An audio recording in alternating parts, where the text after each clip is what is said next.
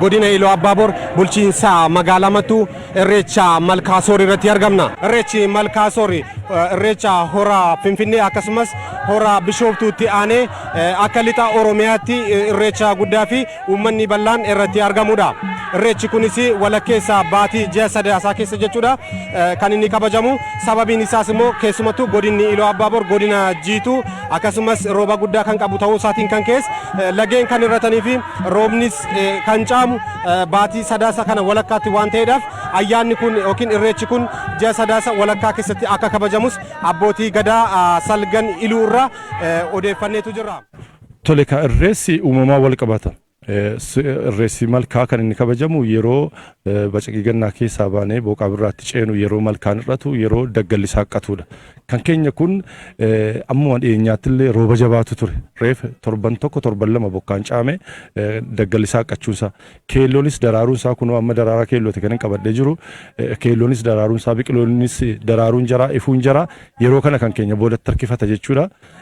Haala uumama qilleensa keenyarraa ka'a.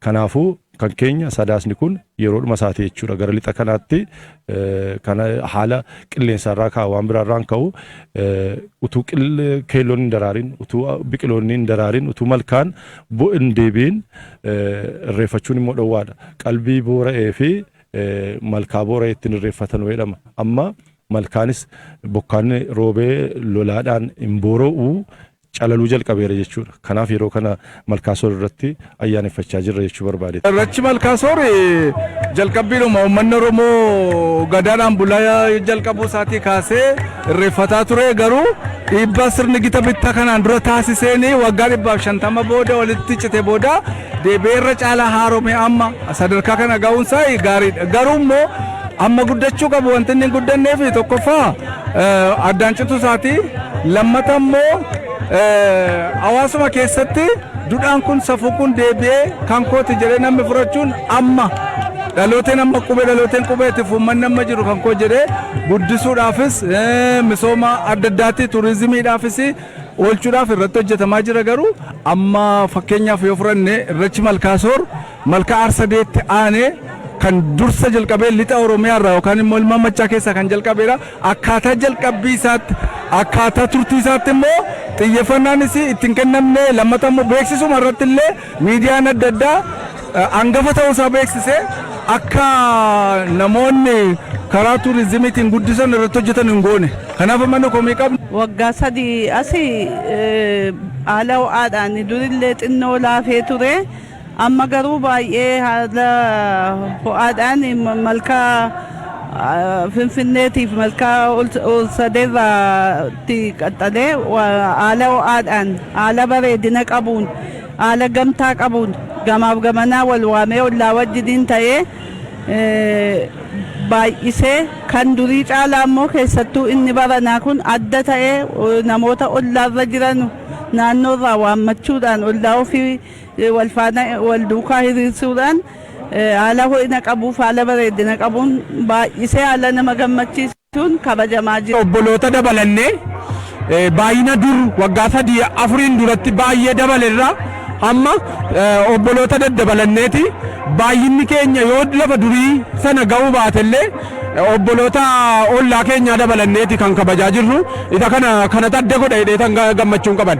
Irreechi ayyaana uummata Oromootii fi irreedha, tokkummaadha, jaalala, waliigalteedha. Aadaa fi duudhaa uummata Oromoo keessa irreechi waan guddaadha waan ta'eef iddoo kanatti sirna galateeffannaa keenya karaa guutuu ta'een ayyaaneffachuudhaaf uummanni Oromoo eenyummaa isaatiin maalummaa isaa, duudhaa seenaa isaa iddootti ibsuu fi gammachuu isaatii fi galateeffannaa isaa iddootti ibsuu waan ta'eef ayyaana kana ayyaaneffachuuf gara ulfaadhaan isiniin jedha. Mee duraan dursee maqaa keessanirraa kaanu. Maqaan koo Adde Faantaa Saffaati, kantiibaa magaalaa Mattuu. Tole egaa irreechi Malkaa Soor bara kana haala kamiin kabajaa jirtu meessin? Bara kana irreecha Malkaa Soor bifa adda ta'een kan kabajaa jirru.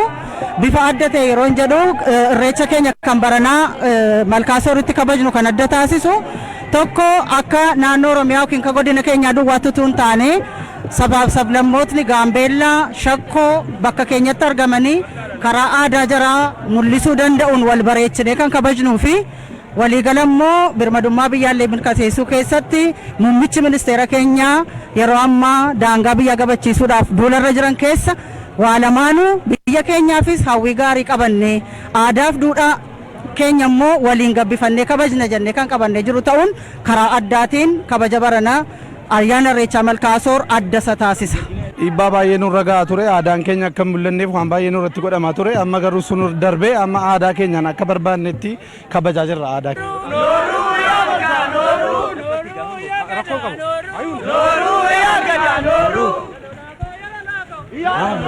Irreechi Malkaa Soor bara kana wanta adda isa taasisu keessa uummanni naannoo Gaambeellaa, naannoo kibba lixa Itoophiyaa haaraa hundaa'es asirratti argamanitu jiru. Akkasumas illee godinaalee lixa Oromiyaa adda addaarraa ayyaana irreecha Malkaa Soor kanatti qaamoleen hawaasaa garaagaraa hirmaatanitu kan isaan jiranu.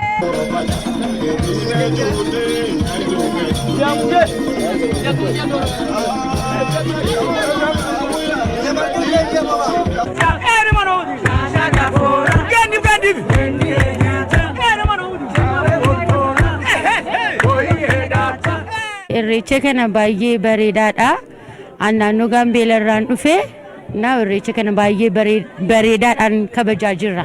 Gahee guddaa qaba jedha. Maaliif aadaa keenya aadaa Gaambeellaa fakkeenyaaf aadaan keenya aadaa Gaambeellaa laala kan lubbaa borii Gaambeellaa wajjiniin wal ilaaluun aadaa walirraa fudhachuun nageenya keenya aadaa keenya hundumaa waan cimsu gatii ta'ee fi itti fufaa jabaadhaa ayyaana gaarii jechuun barbaada. ስሜኝ አጆካ ይዘክባላለሁ የመጣሁት ከጋምቤላ ክልል ነው። የተገነዘብኩት ነገር እኔ ሙሉ ኢትዮጵያን በአንድ ነው ያየሁትኝ እዚህ ላይ ማለት ነው። ለምን የወንድሜን አለባበስ የኔን አለባበስ አይቶ እኔ ጋምቤላ ሆኜ ራሱ ዛመቱ ያለው ወገኔ ይሄን ነው የሚለብሰው እኔ ራሱ እሱ መሆን እችላለሁ። ስለዚህ አንድ ነን። እነዚህን የተገነዘብኩት እና በጣም ደስ ብሎኛል። ማለት ይሄ ሂደቱ በጣም ደስ የሚል ነው። ምክንያቱም ሁሉንም ሰው ያተሳስራል። ማለት በቃ ጋምቤላን ሁሉም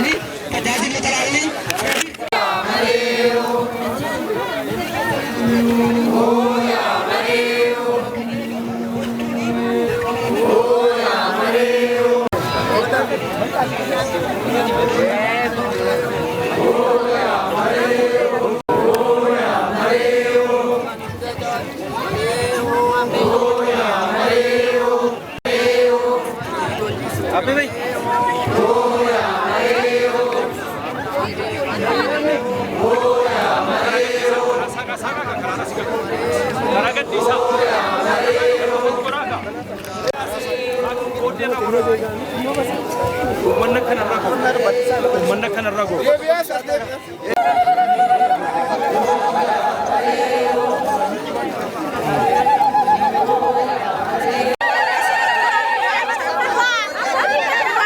Bisa jarra no ambisa ebba fudda ebba waqa fudda ebba lafa fudda alamana hora nama sa hora jabbile goro guta minan gombisa guta annano kale guta bulti filmo milka akka carracha baya bayadda amarani sinin fitin akka galana bar guta warabani sin madisin andode kormata onagan lalisa walin su kormata وافي أبدا ودا شمنان كركروتا فيان قدم ستا سرارا لينشتا أرياك كبا إيسا جلابا كان دبتا نغاتو كان نرسيستان مراغوتو وطن قبسا هغوتو إلالتا لينشتا ديتان كان نيستا واقع يروبانو فكين روبي لفافتو أنن جروب جرينيا فتو جروب جريني لمي فتو لمي ولي فتو أولين ياتو فتو لمي كان بابي ياتو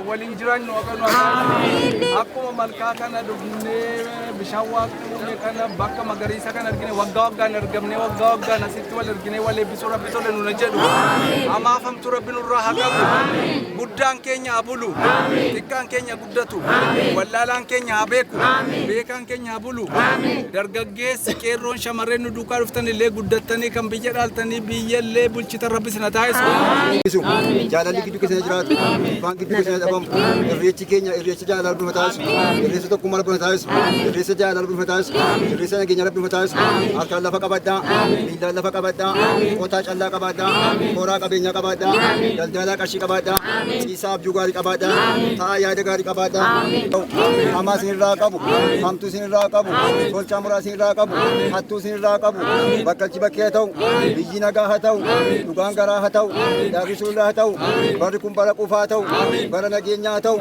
بيجي كنا بابياتاو إني كنا بادالشياتاو عندي منا كنا قالو أما سيني هاتالو قومي تشري هاتاو إيمانا بياتاو يواسي كنا نهودا جاي إيرو فاربوسي أري فاربوسي ديا فاربوسي ساواني فاربوسي كنا لتي والجالتشيسي أفانا كنا دوبتشيسي أفان كينيا بقراكين توكتايسي gadaan kufaa gabbina horaa bulaa deebana. Nurraa deebis, hamtuu nurraa deebis, biyya keenya biyya nagaa taasisa. Biyya keenya waraanarra jiru kana, bee waraana kana nurraa qabbaneessuudha.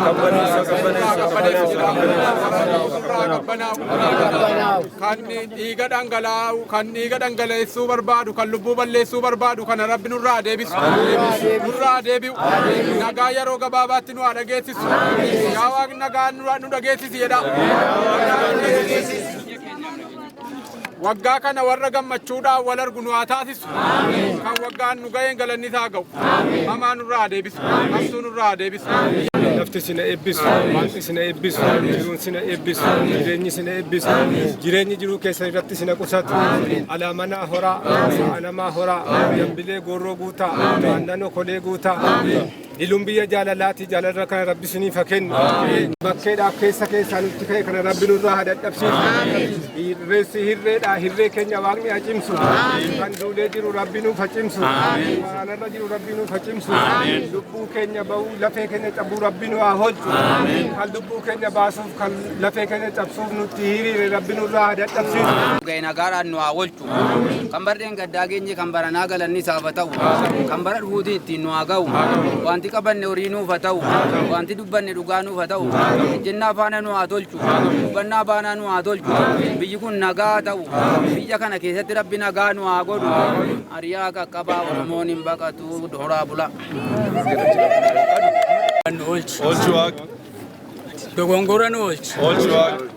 Irra gora nu olchi. Olchu Waaq. Dogongora nu olchi. Olchu Waaq. Citii sadan nu olchi. Olchu Waaq. Citii sanyii nu olchi. Olchu Waaq. Citii waraanaa nu olchi. Olchu Waaq. Citii waraansaa nu olchi. Olchu Waaq. Waaqayyo sina eebbisu, Waaqayyo sina jaallatu, Waaqayyo biyya nagaa keessa nu haa kaa'u, ilmaan keenya nuuf haa guddisu, guddaa keenya nuuf haa bulchu, Waaqayyo gargaaraadha, Waaqayyo ammarraatti nu gargaareera, ammas nu haa gargaaru. eebba waaqaa fuddaa eebba lafaa fuddaa eebba warra eebbifamaa fuddaa rabbiin nagaataa biyyaan nagaataa hiriyyaan nagaataa firaan nagaataa ollaan nagaataa bultiin nagaataa ilmoon nagaataa manaa nagaataa alaa nagaataa qaamaan nagaataa qalbiin nagaataa waqtiin nagaataa mootiin nagaataa mootummaan nagaataa faayisee sin hin dhukkubsin ijaaree sin hin diigin qajeelchee sin hin jallisin beeksee sin hin wallaalchisin walitti qabee addaan sin hin baasin irreeffachuu dhaqaa jirra warra irreeffate irreen isaa cimu nu haa taasisu irreen diina haa dhidhimu dhukkubsataan dhufe fayyaa nagalu wallaalaan beekumsaa nagalu jallataan qajeeltumaa nagalu dadhabaan ciminaa nagalu sodaataan jagnummaadhaan nagalu karaa deemtan irratti gufannaan isin hin argin akka nagaan dhuftan nagaan irreeffattanii nagaan mana keessan itti galu karra manaatti galu irratti qooda isin taasisu inni har'aan nu ga'e umurii dheerannee jiruu tollee waggaa waggaadhaan warra waliin kabajnu rabbi nu haa taasisu inni duulellee injifannoodhaan nagalu faalchaa nagalu dhummoo asii misoomaan nageenyaan warra utumnu rabbi nu haa taasisu isa walgeenye kasu aadaas nu haa beeksisu aadduus nurraa deebisu gadaa qofa gabbinaa horaa bulaa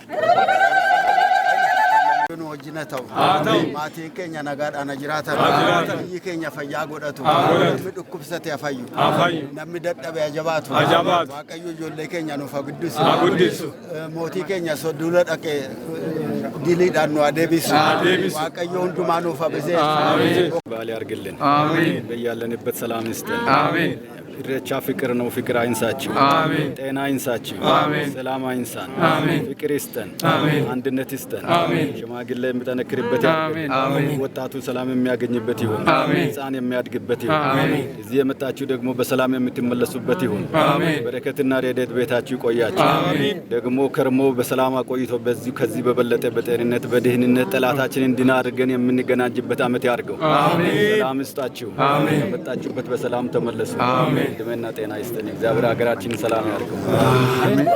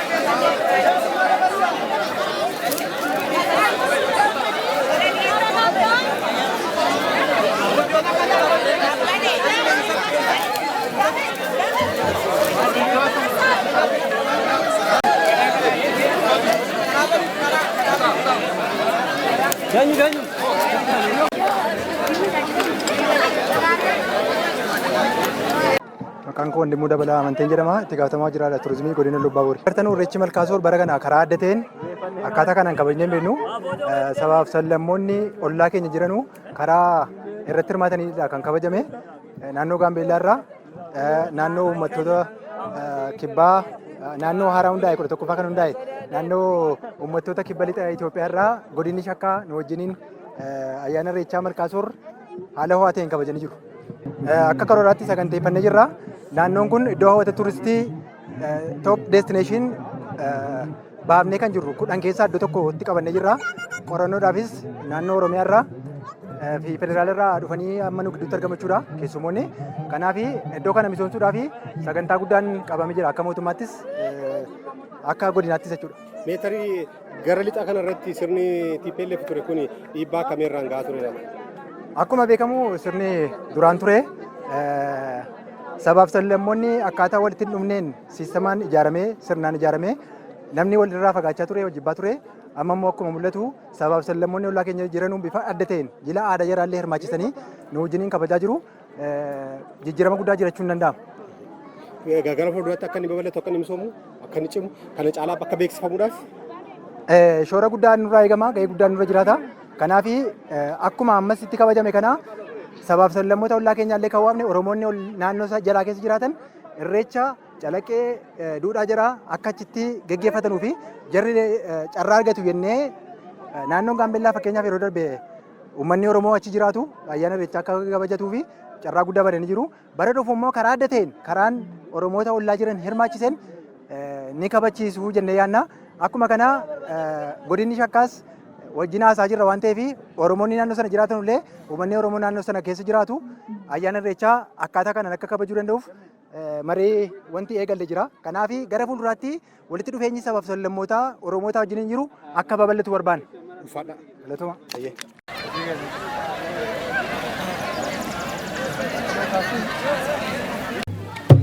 Tidak.